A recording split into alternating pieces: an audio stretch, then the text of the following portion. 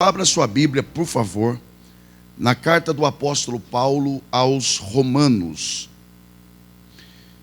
Quando você encontrar esta importante carta de Paulo aos Romanos, localize, por favor, o capítulo de número 13.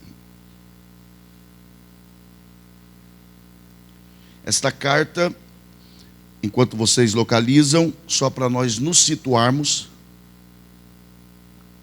esta carta não é uma carta propriamente dito teológica, embora seja uma carta com muito conteúdo teológico, doutrinário, mas ela, acima de tudo, é uma carta missionária.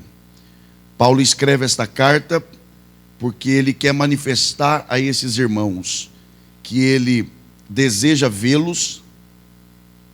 E Paulo, no capítulo 10, ele vai deixar claro que o seu propósito nessa carta é missionário. E, na verdade, ele escreve esta carta porque, no final, ele vai pedir que a igreja que estava em Roma o ajudasse, e aí eu tenho que dizer isso, porque é exatamente isso, financeiramente, eu não vou falar de finança aqui, tá bom? Financeiramente, para que ele fosse pregar na Espanha. Por que Paulo fala de pecado nesta carta, de perdão, de justificação? Porque Paulo está dizendo que todos pecaram e que só há um caminho para a salvação, e um dos meios pelos quais essa pessoa pode vir à salvação, ou o meio é ouvindo a pregação. Então ele fala: e eu quero pregar na Espanha, mas eu preciso que vocês me ajudem. E por que ele quer pregar na Espanha? Por duas razões. Primeira, porque na Espanha ninguém tinha pregado ainda. Segundo, porque onde ele estava, ele já tinha pregado para todo mundo. Então ele quer pregar na Espanha. Então ele escreve esta carta buscando esse auxílio da igreja que estava em Roma. Roma, como vocês bem sabem, era a capital do império.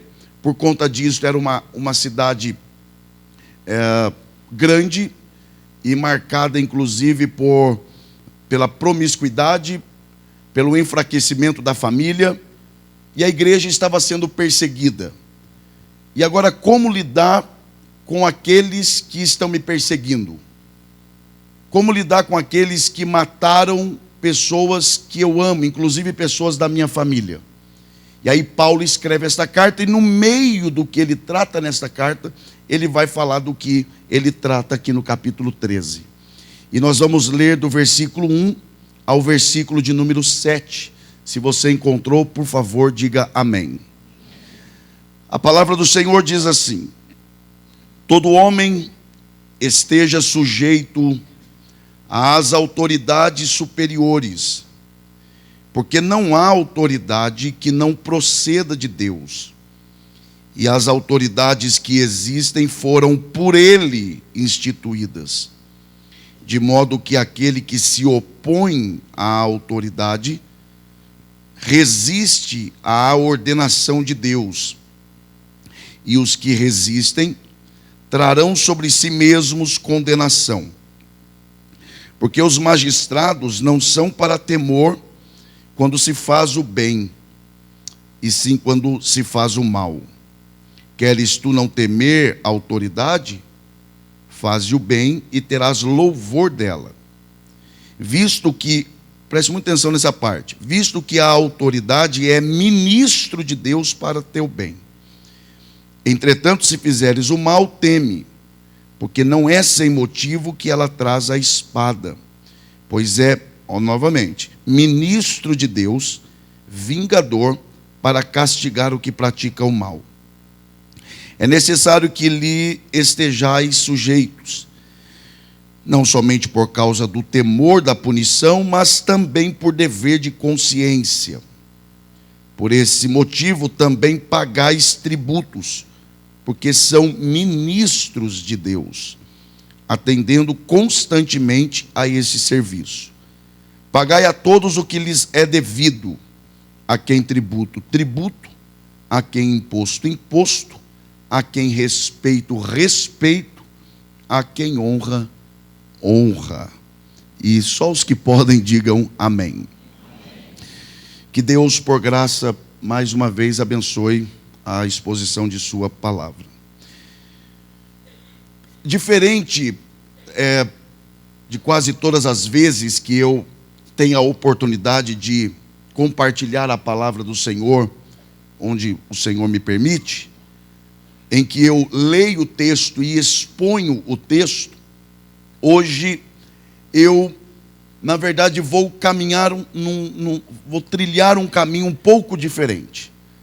Na verdade, eu usei e li esse texto para fundamentar um assunto específico.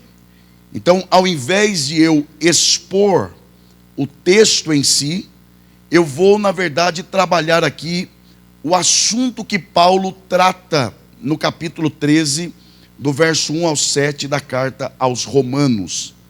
Como eu disse anteriormente, Paulo está escrevendo a uma igreja que está sendo perseguida dentro do império ou da capital do Império Romano. E Paulo, ele vai orientar esta igreja a respeito do princípio de autoridade. No entanto, para nós compreendermos este princípio, ou a respeito do que Paulo de fato está tratando aqui, é preciso que nós consideremos algumas verdades a respeito não só deste assunto, mas principalmente a respeito do próprio Deus. E a primeira pergunta que eu quero levantar aqui é sem dúvida uma pergunta que fundamenta um debate milenar, ou seja, um debate que se arrasta aí por toda a existência do homem praticamente. E a pergunta é: Deus existe? E aí é possível que, à medida que eu formulo esta pergunta, alguém pense: mas que pergunta absurda num público como este. É claro que eu creio que Deus existe. No entanto, é preciso que nós pelo menos tentemos pensar um pouco mais sobre o que de fato esta pergunta ela significa. Porque primeiro que a Bíblia, ela não tem a proposta de provar que Deus existe. Você não encontra na Bíblia o interesse do próprio Deus de provar a sua existência. Muito pelo contrário. Quando você lê o primeiro verso da Bíblia, Gênesis capítulo 1, verso 1, você já entende que a Bíblia pressupõe que quem está lendo-a crê que Deus existe, porque ela é introduzida assim: no princípio criou Deus os céus e a terra. Então não existe uma preocupação nem do próprio Deus e nem das Escrituras para provar a existência de Deus. E eu diria mais: na verdade, dizer que Deus existe é limitar de certa forma quem Deus é. Porque na verdade Deus não existe, Deus na verdade Ele é. Lembra quando Moisés recebeu a visita do Senhor ali naquela sarça ardente? E Moisés está muito preocupado em saber o nome de Deus. E ele insiste, e me parece que Deus reluta para não dizer o seu nome para Moisés. E a razão pela qual Deus está relutando para não dizer o seu nome a Moisés é porque quando Moisés pergunta qual é o teu nome, por trás desta pergunta existem intenções muito bem definidas. Provavelmente Moisés, quando pergunta o nome de Deus, ele tinha o primeiro objetivo era, porque naquela época, e principalmente porque Moisés tinha tido influência no Egito, a ideia de você conhecer o nome de uma determinada divindade, ela trazia a ideia de que você tinha domínio sobre aquela divindade para determinada atividade. Por exemplo, o Deus da chuva. Então, saber o nome dele era o mesmo que você, quando está em época de seca, você chamá-lo pelo nome e, de certa forma, você está dizendo: eu sei o seu nome, eu sei que você é o Deus da chuva, então eu quero que você faça chover. Então, quando Moisés pergunta qual é o teu nome, de certa forma ele está dizendo para Deus: eu quero ter, de certa forma, domínio sobre o Senhor. Mais do que isso, Quando Moisés pergunta o nome de Deus, Moisés também está pedindo que Deus o defina. Porque, por exemplo, quando você pensa no pastor Marcelo, e uso a pessoa dele com muito respeito, então você pensa, pastor Marcelo, você logo vem à sua mente o quê? A pessoa dele, a figura dele, a personalidade dele. Por quê? Porque o nome da pessoa está intimamente ligado à própria pessoa, assim como a pessoa está ligada ao nome da pessoa. Então você pensa na pessoa, pensa no nome. Pensa no nome, pensa na pessoa. Quando Moisés diz, qual é o teu nome? Ele de certa forma está pedindo, eu quero que o Senhor se defina para mim. Agora, como é que Deus vai se definir para um mero mortal? Então é por isso que Deus reluta para não dizer nome, porque como é que Deus vai se definir? Eu sou isso. Então, de tanto Moisés insistir, Deus diz assim, então é o seguinte, quando alguém perguntar qual é o nome do Deus que falou com você, diga a eles que eu sou o que sou. Perceba que Deus não diz, diga que eu existo. Deus disse, diga que eu sou o que sou. Ou seja, eu sou o que fui, sou o que sou e sou o que sempre serei. Lembra quando Deus mesmo diz em Isaías, antes que houvesse dia, eu sou. Ele não diz antes que houvesse dia, eu existo. Porque algo que existe é algo que não existir, passou a existir. Mas Deus, Ele não só existe como Ele é. Tudo, em todos e em todo lugar. Então, Deus, além de existir, Ele é. Só que mais do que isso, para nós avançarmos aqui, é preciso nós entendermos que mais do que Deus existir, mais do que Deus ser, de que maneira nós podemos conhecê-lo? Porque uma coisa é Ele existir, quem me ouve aqui diga amém. Outra coisa é nós conhecê-lo.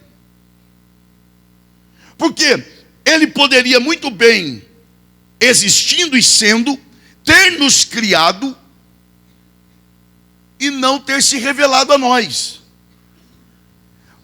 Mas além dele nos criar, ele ainda se revela a nós.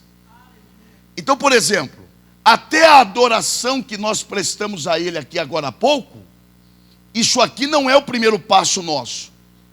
Eu estou dando para Deus a adoração. Mas isso é uma resposta da revelação dele. Porque eu só posso adorá-lo porque ele se revelou a mim. Agora, de que maneira eu posso conhecer a Deus?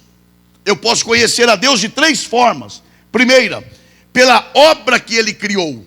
Lembra o Salmo 19? Os céus manifestam a glória de Deus. Romanos 1 diz que, Paulo diz que o que se pode conhecer de Deus, pode se conhecer por aquilo que Ele criou. Então, observe, a primeira forma que eu posso conhecer a Deus é pela natureza, é pela pregação visual, é por aquilo que Ele criou. A segunda forma que eu posso conhecer a Deus é por sua palavra. E a terceira e última forma que eu posso conhecer a Deus, e esta é a principal, é por meio de Jesus Cristo, seu Filho. Lembra quando Filipe chega em Jesus e ele diz assim, mestre, mostra-nos o Pai. E dá a impressão que Jesus ficou um tanto quanto decepcionado. E Jesus se volta para ele e diz assim, você está me pedindo para lhe mostrar o Pai? Vocês estão comigo há tanto tempo e me pedem para que eu lhes mostre o Pai. Vocês ainda não entenderam que quem me vê, vê o Pai? E aí é nesse contexto que ele fala assim, porque eu sou o caminho, a verdade e a vida. Observe, e ninguém vem ao Pai. Ele não diz ninguém vai ao Pai. Ele diz ninguém vem ao Pai. Porque se ele dissesse ninguém vai, ele estaria dizendo ninguém vai a outro ser. Não, mas ele diz ninguém vem. Por quê? Porque quem chega em mim, chegou no Pai. Porque eu e o Pai somos um só. Lembra o que está em Hebreus? O escritor aos Hebreus, ele abre a carta falando isso, que Jesus Cristo é a manifestação exata de Deus o Pai. Então, por isso ele é chamado de o Verbo de Deus. Diga, por favor, verbo. Diga, por favor, palavra. Quando você, por exemplo, quer tornar conhecido a sua mente a alguém, você usa o quê? Palavras. Quando você quer tornar conhecido o seu sentimento a alguém, você usa o quê? Palavras. Por isso Jesus é chamado de a palavra de Deus. Por quê? Porque ele é a manifestação da mente e do coração do Pai. O dia que Satanás te tentar a duvidar do amor de Deus e do bom pensamento que Deus tem sobre você, olhe para o que Cristo fez na cruz, porque ele é a manifestação do que Deus pensa e do que Deus sente por você. Se você crê nisso, diga glória a Deus. Então observe bem, atente bem para isso. Deus se revela por meio dessas três formas. Agora, tudo que Deus faz, tudo que Deus realiza, ele realiza fundamentado em quem ele é. Isso aqui é princípio. Deus não é como o homem, em que o homem, homem e mulher, né, claro, o ser humano, Deus não é como o ser humano, que às vezes age de uma forma diferente do que é. Vou te dar um exemplo. O camarada não está lá muito bem, aí ele é casado. Ele é casado, mas em determinada situação ele age como solteiro. Então ele está agindo diferente do que ele é. Ele é uma coisa, mas o que ele faz não representa aquilo que ele é. Deus não é assim. Se Deus é santo, ele não faz coisas impuras. Se Deus é bom, ele não faz coisas ruins. Se Deus é justo, ele não comete injustiça. Porque tudo o que Deus faz, ele faz fundamentado no seu caráter. Ou seja, as suas obras revelam quem ele é. É bom pregar para uma igreja inteligente, né? Então, tudo que ele faz é fundamentado e reflete aquilo que ele é. Agora, diga bem forte para você uma vez só, por favor, diga: Deus é Deus de princípios. Sabe o que isso significa? Que tudo que Deus faz, ele faz fundamentado nos seus princípios. Ou seja, e os seus princípios não são separados do seu caráter. Então, se Deus é eterno, os seus princípios são eternos. Se Deus é imutável, então os seus princípios são imutáveis. E o que é dizer que ele é eterno e imutável? Dentre tantas outras coisas, dizer que ele é eterno e imutável é dizer que é impossível negociar com Deus. Eu sei que é ruim, mas é o que tem para hoje à noite. Ou seja, os princípios de Deus são eternos. Os princípios de Deus são imutáveis. Logo, os princípios de Deus são inegociáveis. E aí aqui está um princípio. Eu poderia falar de tantos outros, mas pastor, observe que se tem um dos princípios que nos causa admiração, no mínimo, estranheza também, presta atenção, é de que Deus escolheu conduzir o seu povo por meio de homens. Não é estranho? Porque primeiro que ele não depende de homem para nada. Mas por outro lado, ele decidiu conduzir o seu povo por meio deles.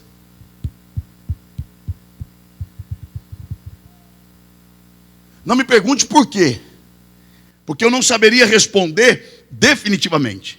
Mas eu diria que Deus escolheu conduzir o seu povo por meio de homens, porque, por exemplo, para você que está bem atento, Deus poderia, por exemplo, e tem gente que vai gostar da ideia, uma vez por mês, um culto por mês, e Deus descer em forma teofânica. Então ele descia, dava as orientações para o seu povo, e diria assim, ó, cada um vai para o seu canto e aí se virem.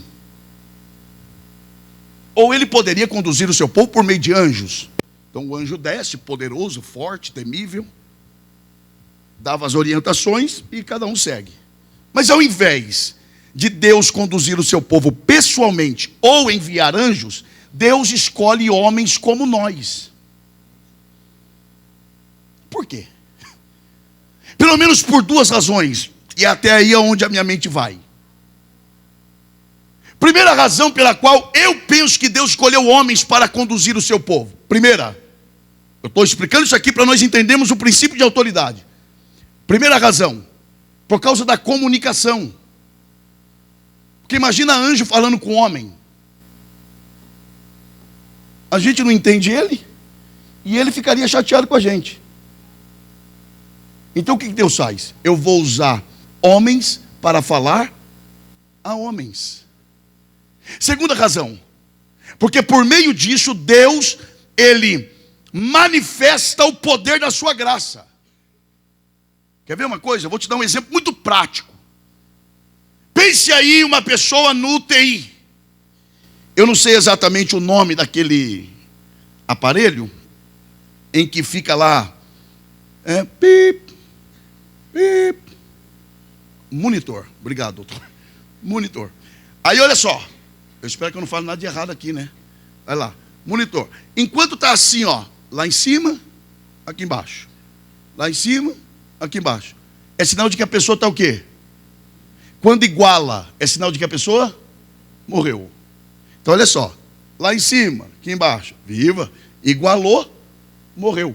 Leia a história da igreja. Toda ela. Você vai perceber, se você fizer num gráfico, ora a igreja está lá em cima, ora está aqui embaixo. Ora ela está bem, ora ela está mal.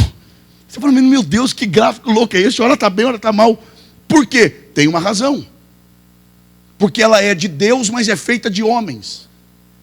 Então, porque ela é de Deus, ela ora está lá em cima. Mas como ela é feita de homens, ora ela está lá embaixo. Porque se ela estivesse só lá em cima, ela seria de Deus, mas não feita de homens. E se estivesse só lá embaixo, seria feita de homens e não seria de Deus. Então, como ela é de Deus, feita por homens, ora ela está lá em cima, para que a gente não se esqueça que ela é de Deus. Ora ela está aqui embaixo, e Deus dizendo assim, vocês são homens. E é sinal de que a igreja está viva. É uma questão de nós refletirmos, pensarmos, por que Deus escolhe homens? Deixa eu tentar te mostrar um exemplo muito pessoal. Eu tenho duas filhas pequenas, uma de 6 anos, a Sofia, e outra de 3, que é a Radassa. A Sofia não é muito apegada a isso que eu vou falar, mas a Radassa é demais. Todas as vezes que eu vou viajar e que eu vou arrumar meu material, a Radassa vem para me ajudar. Quer dizer, ajudar. Ela chega e vem e diz, papai, eu já sei, mas eu disfarço. Sim, eu quero te ajudar. Eu falo, já penso, pronto. E ai de mim se não deixar. Mas eu sei que ela não vai ajudar. Na verdade, ela vai atrapalhar. Porque até o que eu faço, ela bagunça. Aí, além de arrumar o que ela diz que fez, eu ainda tenho que consertar o que ela estragou do que eu fiz. E no final do dia, ela ainda fala para a mãe dela, mamãe, ajudei o papai. Não é papai. E eu tenho que falar, é verdade. Mas dentro de mim, eu sei que na verdade ela mais atrapalhou do que ajudou. Me parece que é isso que Deus quis fazer. Aquilo que Deus poderia fazer assim, ó, rápido e de forma perfeita, Ele escolheu fazer de forma lenta e imperfeita. E todos os erros que nós cometemos, Ele vai atrás consertando. Para quê? Para que o seu poder seja aperfeiçoado em nossa fraqueza. Agora, quando Deus escolhe, é aqui que entra o princípio de autoridade. Quando Deus escolhe alguém, Ele investe nesse alguém autoridade. E aí em qualquer segmento, seja na igreja, seja na profissão, seja na política, Ele, quando escolhe pessoas, Ele investe autoridade. E é disso que Paulo está tratando aqui. E ao investir autoridade, é preciso que nós entendamos algo que é central. Porque uma coisa é o poder de Deus, outra coisa é a autoridade de Deus. Lembra quando Jesus, Ele envia os discípulos a pregarem? O que Ele disse? É-me dado todo o poder Então são coisas distintas. Ele diz, é-me dado todo o poder e a autoridade. Ponto. Na mesma linha. Portanto, ide. O que é esse portanto aqui? Ele está dizendo, porque eu recebi poder e autoridade, eu mando vocês. Com base no quê? No meu poder e na minha. Agora, o que é poder e o que é autoridade? O poder ali está ligado a sinais que acompanhariam a pregação. E a autoridade, a representação de quem o enviou. Então o que é o poder de Deus? É o que Ele faz. E o que é a autoridade? É quem Ele é. Quando eu rejeito o poder, eu rejeito as mãos de Deus. Quando eu rejeito a autoridade, eu rejeito o próprio Deus. Quando eu rejeito o poder, eu rejeito o que Ele faz. Mas quando eu rejeito a autoridade, eu rejeito quem Ele é. Por isso Paulo diz, quem resiste à autoridade, resiste ao próprio Deus. Por quê? Porque a autoridade é a representatividade dele. Você quer ver que é verdade? Lembra quando Jesus manda os discípulos na grande comissão? E ele diz assim, ó, se no exercício do ministério de vocês, chegando numa aldeia, saudando com a paz, esse povo não receber, fica triste não. Pega a paz de volta, porque é sua. Sacode até a poeira do pé, porque é deles. Jesus está dizendo, sai sem dever nada para ninguém. E sabe o que você faz depois? Vai embora. Porque eles não estão rejeitando você. Eles estão rejeitando a mim que enviei você. Lembra do Samuel, o profeta? Estava todo chateado. Porque o povo queria um rei. Aí Deus falou, você está chateado por quê? Não, porque o povo agora quer um rei. Você está achando o quê? Que esse povo é seu? Você está achando que esse povo está rejeitando você? Esse povo não está rejeitando você não. Porque fui eu quem te coloquei. Esse povo está rejeitando na verdade a mim. Lembra quando Jesus, ele conta, ele fala que chegará naquele dia em que muitos dirão, Senhor, Senhor, fiz isso, aquilo, e ele vai dizer, nem te conheço. E aí ele continua dizendo assim, ó, porque tive sede e não me destes, tive fome e não me destes, estive enfermo e não fostes me visitar, estive preso e não fostes me ver. Aí os discípulos disseram, Senhor, quando é que deixamos de fazer isso ao Senhor. E Ele dirá assim: quando você deixou de fazer a um dos meus, por quê? Porque os meus pequeninos foram enviados no meu nome. E quem é enviado por Ele é como se fosse Ele. Lembra de Paulo? Paulo tem cartas para perseguir cristãos. Paulo está perseguindo cristãos. Mas no meio da viagem, Jesus aparece para ele. E aí Paulo, caído, ele diz: Senhor, quem tu és? E ele responde dizendo: eu sou Jesus a quem tu persegues. Ué, mas Paulo estava perseguindo os cristãos. Não. Paulo estava perseguindo, na verdade, quem enviou os cristãos. Por quê? Porque o Senhor investiu o que neles? A autoridade. Oh, glória a Deus. Uma coisa é pecar contra a santidade de Deus, outra coisa é pecar contra o trono de Deus. Pecado contra a santidade são pecados morais. Pecado contra o trono é quando eu rejeito uma autoridade estabelecida por Deus. Mas que Deus nos dê graça nesta noite, nos ensine o caminho da submissão e o caminho de honrarmos a autoridade espiritual. Quem deseja isso de verdade, dê o melhor glória a Deus que você já deu aqui nesta noite.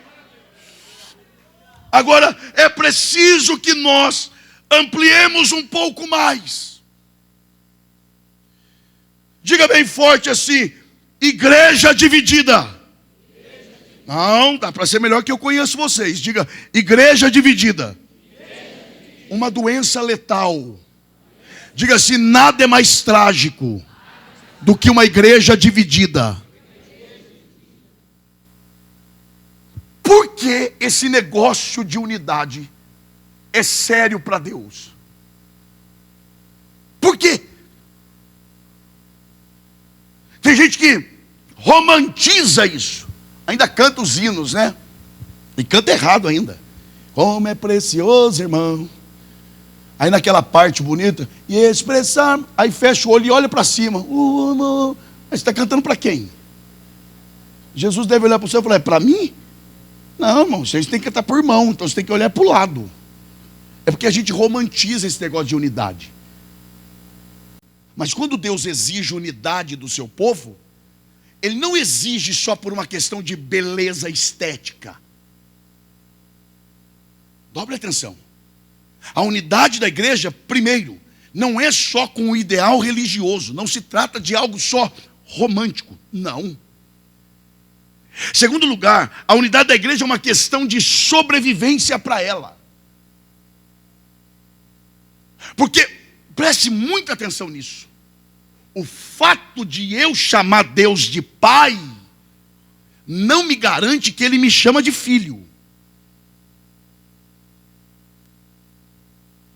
Uma coisa é uma coisa e outra coisa é... isso é profundo demais. Eu posso, tu és meu pai. E ele dizendo lá: mas tu não é meu filho.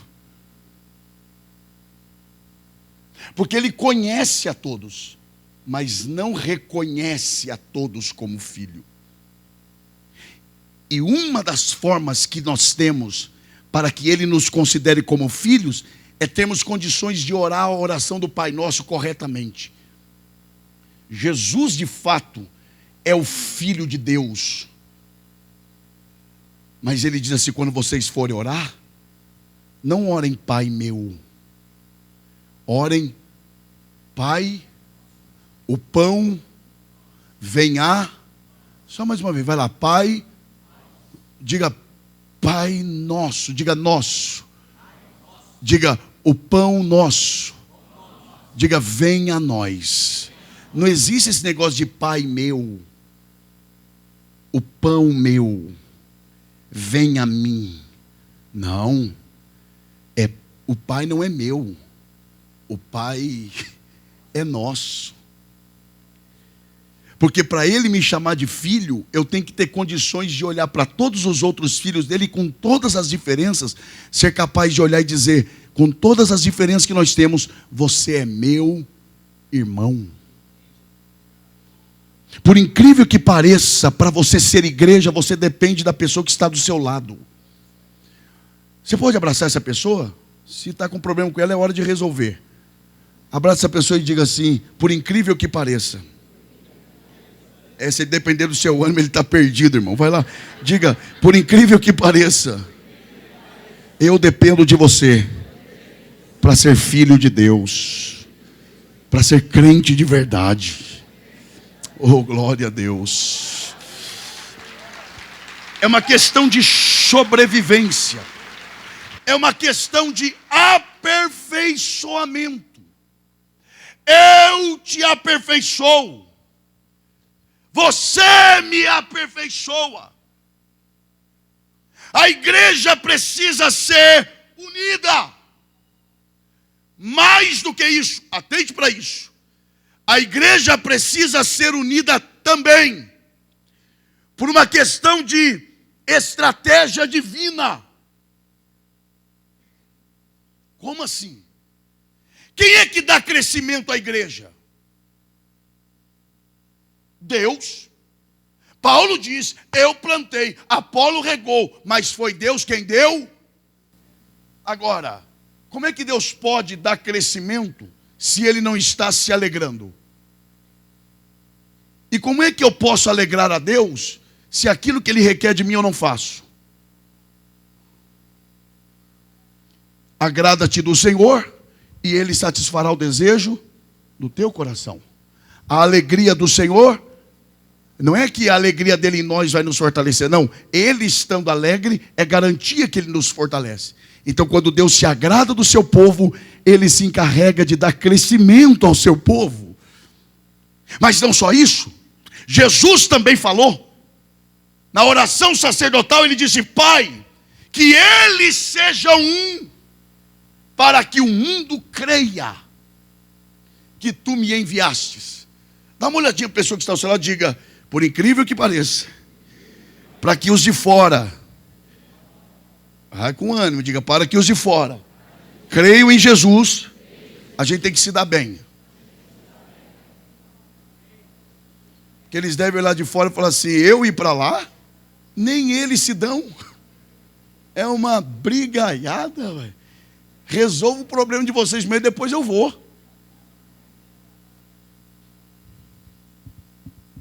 O que tem a ver isso com o princípio de autoridade? Calma, nós vamos chegar lá. Crescimento da igreja, Deus tem que se agradar. Deus exige unidade. Então quando a igreja é unida, Deus se agrada. Quando a igreja é unida, o povo de fora abre o coração. E Deus dá crescimento e vai enviando mais pessoas à igreja. E o que isso tem a ver? Nós precisamos entender que aqui está a relação do princípio de autoridade. Por quê? Porque eu só terei condições de exercer autoridade sobre alguém se eu for capacitado por Deus a me submeter a uma autoridade estabelecida sobre mim. Então, se eu, como um cristão já mais maduro do que outros, quero o crescimento desses mais novos, eu preciso dar exemplo a eles. Como? Me submetendo, para que eles vejam que é assim que eu devo me comportar também, me submetendo a uma autoridade estabelecida por Deus sobre mim. E não se engane, a nossa lealdade, ela será posta à prova. Eu sei quando eu estou pregando, eu sei quando eu estou ensinando, mas eu sei quando eu estou profetizando. E aqui o Senhor ministra ao meu espírito que aqui é uma mensagem profética. A nossa lealdade, ela é colocada à prova. E é possível que a sua lealdade esteja sendo testada agora. E a nossa lealdade, ela é testada em dois ambientes. Primeiro, desfavorável. Quando tudo está ruim. Quando as pessoas chegam para você e dizem assim: não, você merece coisa melhor. Eu acho que tinham que te honrar mais.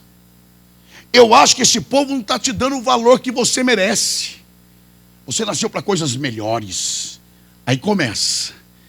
E aí você vai dando lugar e você começa a dizer: e não é que é verdade? Ou seja, é quando a coisa está desfavorável. É tempo de crise, é tempo de ambiente de prova. E aí é preciso o quê? Humildade. Para quê? Para que você entenda que você não merecia nem ser salvo, quanto mais ser honrado em algum lugar. Lembra de Davi? A lealdade de Davi foi testada em tempo de crise. Você tem noção de quem era Samuel?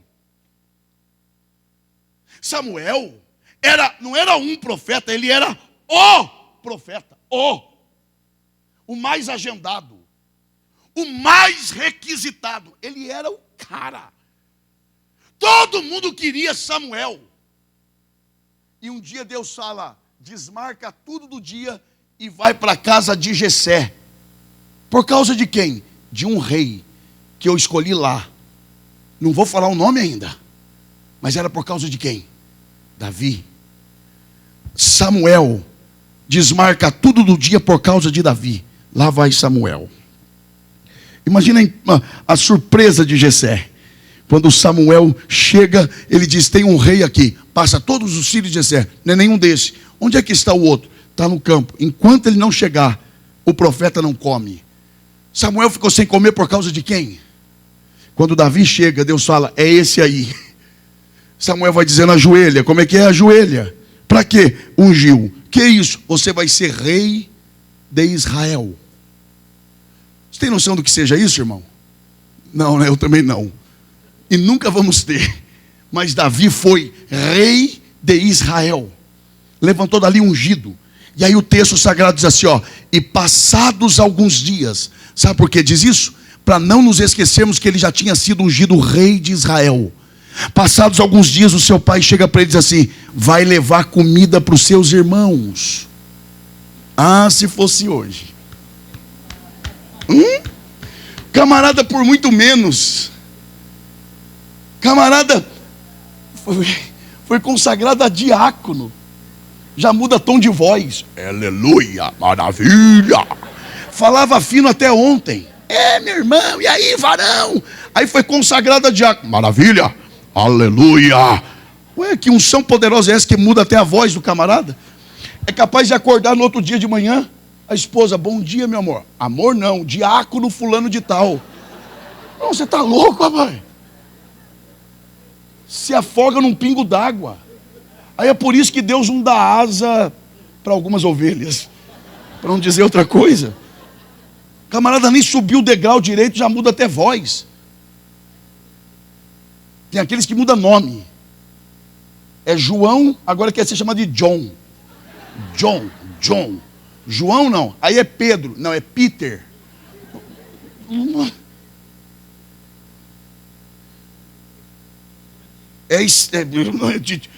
Aí o seu nome é o quê? É Estevão, aí é Steve. Meu irmão, aí Deus vai falar: não dá para ir longe com esse camarada. E aí seu pai chega e diz: vai levar comida para os seus irmãos.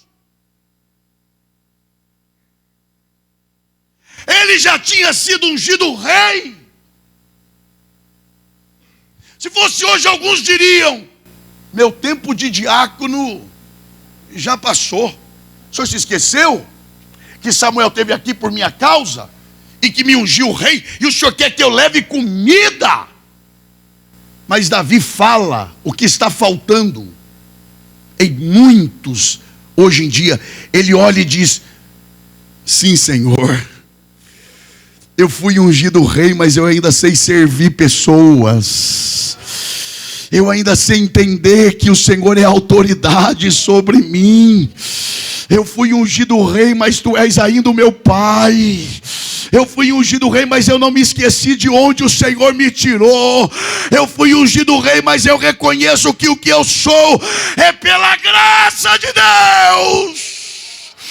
Quem reconhece isso, adore ao Senhor de alguma forma nessa noite.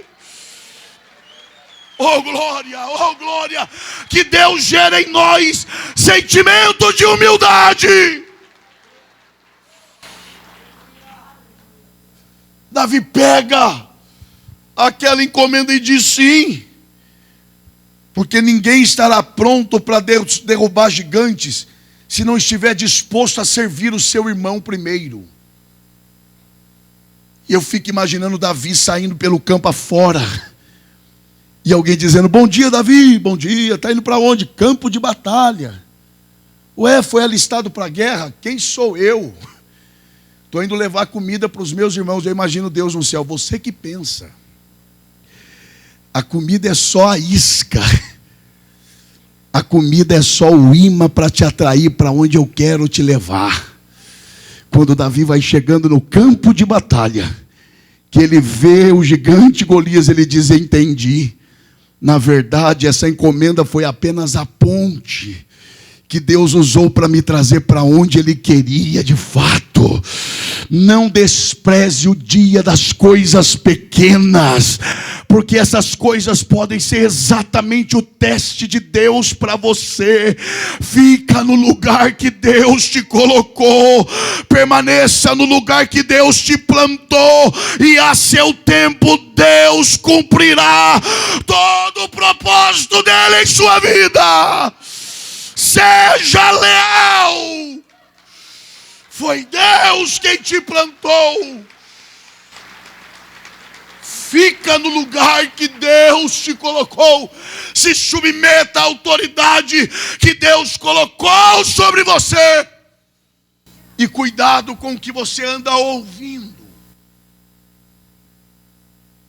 Mas a sua lealdade, e aqui eu encerro, também será testada, e eu acho que aqui é o mais difícil, em tempos favoráveis. O que é que te move? Princípios ou oportunidade? O que é que está movendo a sua vida? Chances ou convicções? Não olhe para o lado agora não. Tem hora que a pessoa disfarça, né? E disfarça espiritualmente ainda. Coisa gloriosa, né, irmão? Não, tem nada de glorioso. Olha para cá. Bem glorioso, que glorioso. O que é que está movendo você? Oportunidades ou convicções? Lembra de Moisés? Lembra. E não foi o homem não, foi Deus.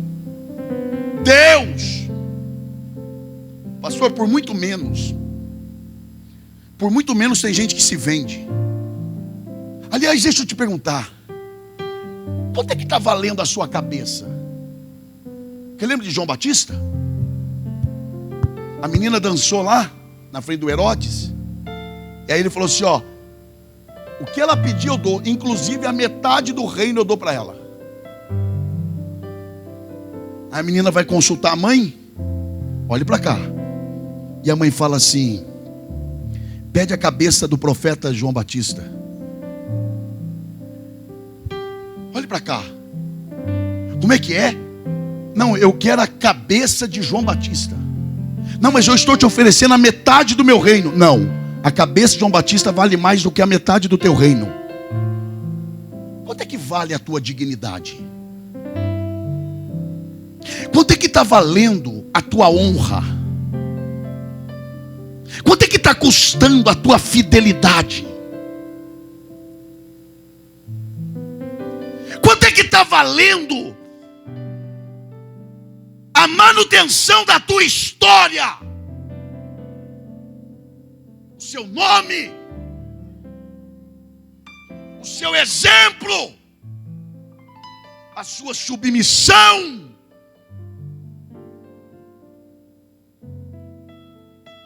É Deus quem chega em Moisés. Se eu fosse você, eu não perderia isso aqui. Deus chega em Moisés e diz para Moisés: Moisés, eu tomei uma decisão. É mesmo, Senhor? É. E aí o que o Senhor vai fazer? Eu vou matar todo mundo. Como é que é? Todo mundo. Como assim todo mundo? Todo mundo. Esse povo aí de Israel, vou matar todos. Mas todo mundo? É todo mundo. Ô Senhor, mas todo mundo é muito todo mundo. Não, mas não é tão todo mundo. É todo mundo menos você. Imagina se fosse hoje. Ah, bom. Graças a Deus, né, Senhor? Não, mas e aí, o que você acha de eu matar todo mundo? Fazer o quê? Tu és Deus. Tu fazes o que queres. Quem sou eu para te contrariar? Eis aí o teu povo. Faça dele o que quiseres.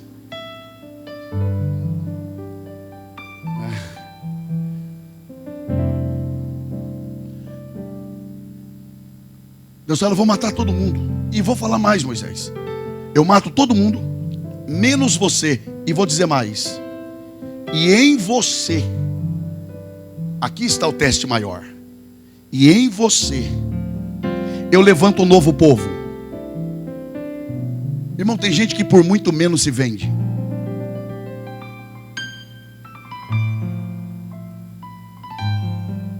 Sabe o que Deus estava propondo para Moisés? Deus estava dizendo para Moisés: eu mato todo mundo, menos você, e vou dizer mais.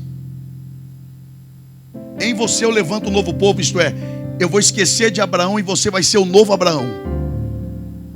Se fosse hoje, alguns, Senhor, bem que tu prometestes que me honraria nesta terra. Chegou a minha vez. E se para me honrar tem que matar? Eis aí. E se para me honrar tem que esquecer de Abraão? Faça. Aliás, Senhor, já que o Senhor vai matar, sabe aquele irmão fulano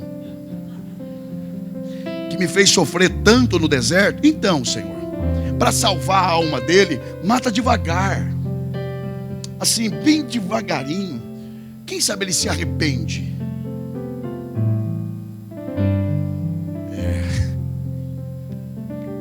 É isso que Moisés fala? Não. Porque a preocupação de Moisés não era com o seu nome.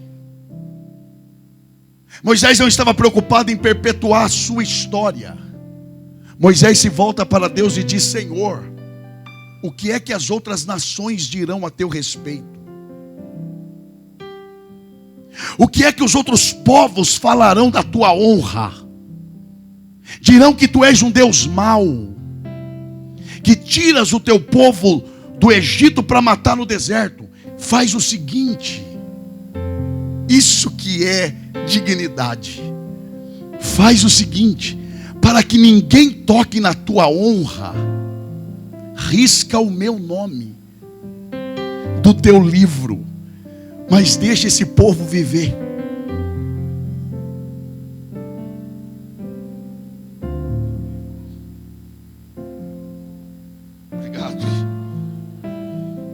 Risca o meu nome. Paulo falou isso. Paulo falou assim: eu gostaria, eu prefiro abrir mão da minha salvação para que os judeus a recebam. E não foi isso que Jesus fez? Abriu mão da sua glória. E aí Moisés, bem antes, está reproduzindo esse sentimento. Porque o que movia Moisés não era oportunidade, era princípios. E ele está dizendo: eu prefiro que eu perca a salvação do que falem mal de ti, porque eu estou debaixo da tua autoridade. Deus se volta para Moisés e diz: Moisés, do meu livro eu riscarei todo aquele que pecar contra mim, mas por tua causa hoje eu não mato este povo. Oh, glória a Deus. Levante uma de suas mãos aos céus. Eu estou terminando. O Senhor ministra ao meu espírito nesta noite que Ele vai gerar em nós um espírito de submissão, um espírito de humildade. E o que vai nos mover não é oportunidade, mas princípios. E a seu tempo Ele nos recompensará. Quem recebe a palavra, adore ao Senhor nesta noite. Agora deixa eu lhe falar a última verdade. Grave o que eu vou dizer para vocês. Olhe para cá. É impressionante. Mas um líder verdadeiramente espiritual, um homem verdadeiramente espiritual, uma mulher verdadeiramente espiritual, é capaz de fazer por um povo sozinho o que o povo todo junto não é capaz de fazer por ele. Que isso? É. Alguém soube na hora da conversa de Deus com Moisés? Não. Então, se Moisés deixasse Deus matar, ninguém ficaria sabendo da conversa. Mas no segredo Moisés está protegendo o povo. Mas lá no final, Deus leva Moisés para o alto do monte e diz: olha a terra, você não vai entrar. Você vê alguém clamando por Moisés e dizendo: se ele não entrar, eu não entro? Não. Porque quem é espiritual faz pelo outro, sem esperar que o outro faça por ele. Mas Deus, mesmo que o tempo passe, Ele vai cumprir o que prometeu e o que falou. Porque mesmo depois do tempo passar, Moisés desceu aonde? Lá no Monte da Transfiguração. E esteve diante de quem? Do Filho de Deus. E o que era aquilo ali? Deus dizendo: você não entrou lá, mas eu estou te dando a oportunidade de entrar agora e ainda ver a encarnação do meu Filho e a glorificação dele. Permaneça fiel, permaneça no seu lugar, continue se submetendo à autoridade que Deus colocou sobre você, e a seu tempo Deus te abençoará. Quem recebe a palavra, se coloque de pé, adorando ao Senhor nesta noite. Aplauda o Senhor, glorificando a Ele.